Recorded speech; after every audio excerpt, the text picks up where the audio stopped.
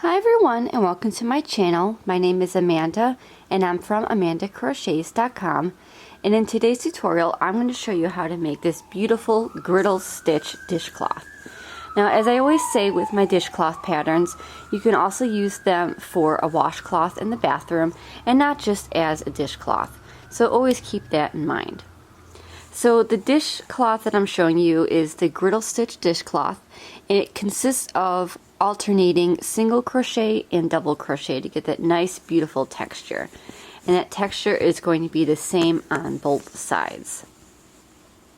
So for this color I just use a white color. It's not exactly showing up as white, maybe a little bit more gray, but I just use a plain white cotton yarn. You can use any cotton yarn that you would like that you have in your stash. And this is what the stitch looks like. And then I just put a simple single crochet border around it. So let's get started on today's tutorial. For today's tutorial, you're going to need a size H 5mm crochet hook. As always, I'm using my Clover & More. And I'm also using some Red Heart Scrubby Smoothie. You can use any cotton yarn that you like I mentioned. You probably only need one skein of this, but you can always get two if you want to make your dishcloth or washcloth a little bit bigger. And the color that I'm using is aqua. To make the griddle stitch, you want to have any odd number of chains. So as long as you have an odd number, you can make this as big or as small as you would like. So start with the slip knot. And for my dishcloth, I made a chain of 33. And I'm just going to do a simple practice swatch for you today. So I am just going to do a chain of 21.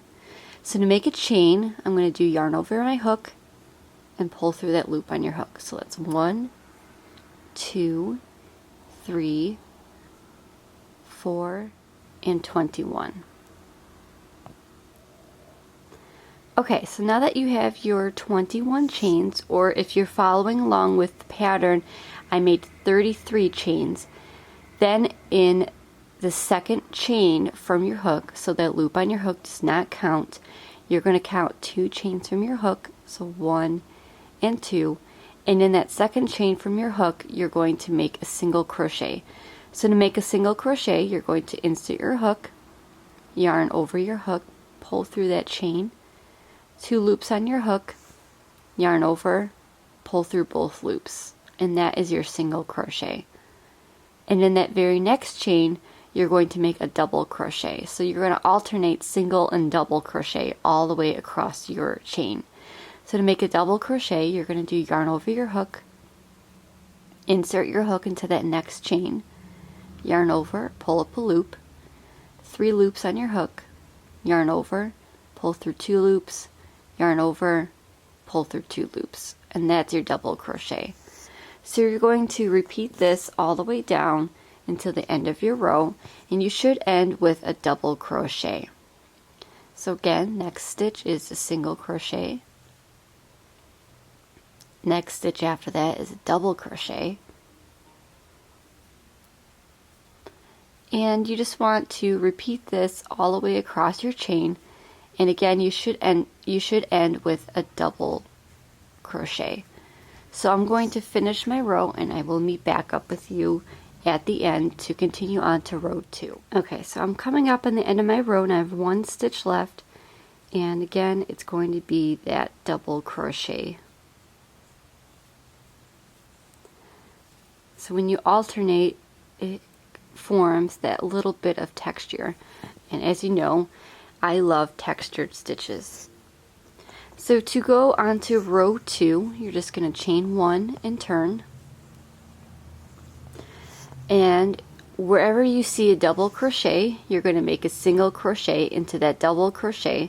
And wherever you had a single crochet, you're going to make a double crochet.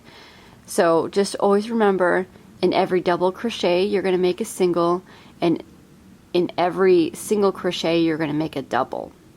So because we ended with that double crochet from the previous row, you're going to start with the single crochet and then make a double crochet after that, and just alternates a single crochet and double crochet all the way across your row.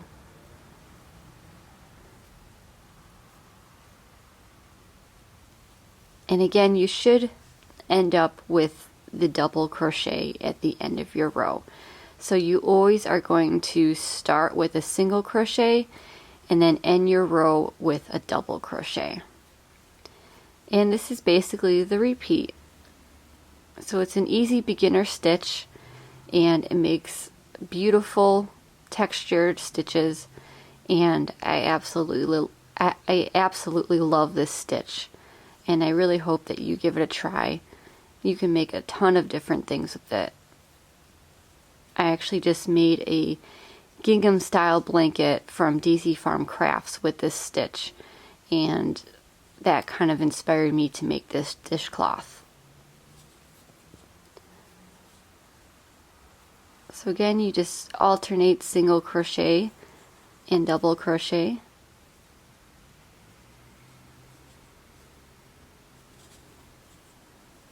And you can make this as big as you like or as small as you like.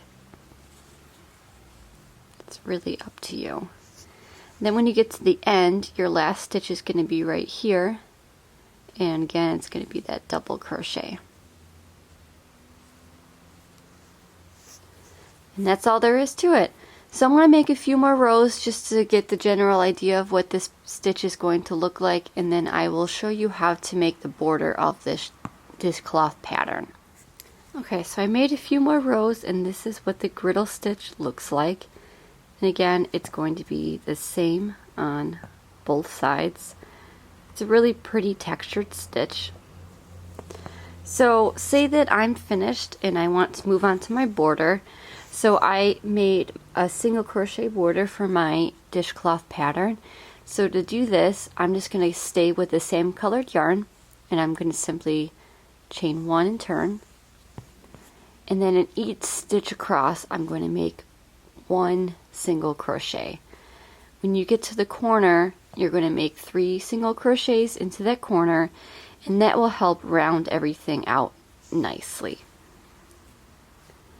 And you will do this all the way around. When you get to the sides, it might be a little bit tricky, but you just want to keep it as even as possible. Okay, so I'm coming up on my first corner. So in this last stitch, you're going to do 3 single crochets all in that same stitch, and then you're just going to turn your work so you have your 3 stitches in that corner. And then as far as going down, sorry, I have my cat hair here. As far as going down the sides, you just want to make it as even as possible. So there's no right or wrong way, but I kind of just try and make it even as much as I can.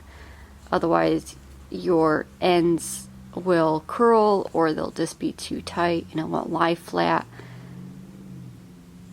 So I just kind of eyeball it.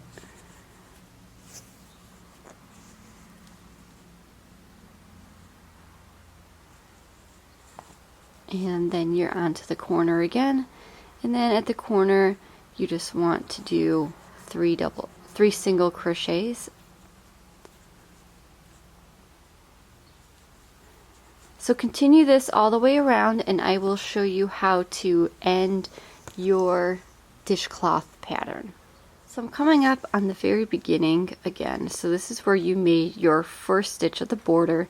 So to end that, you just want to make 2 more single crochets in that same corner, just like that. And then you're going to slip stitch to the top of that stitch to close it out. So if we look at our swatch here, this is what our swatch looks like. And again, you have that nice border just to kind of make everything look nice and neat. And again, the stitch is the same on both sides of your work. So let's just take a look again at the original dishcloth pattern, which I have right here. And you'll see that it is very textured.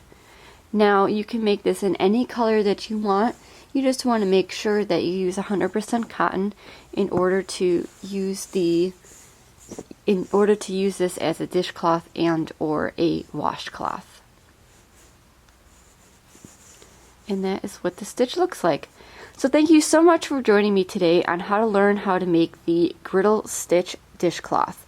I hope you enjoy this pattern and give it a try and see what color combinations you can come up with. Please look below in the description box for all the links and the written pattern. Please like, comment, and subscribe to see all future videos by me.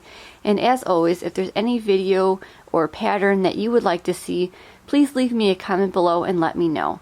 Thank you so much for joining me today, and have a great day.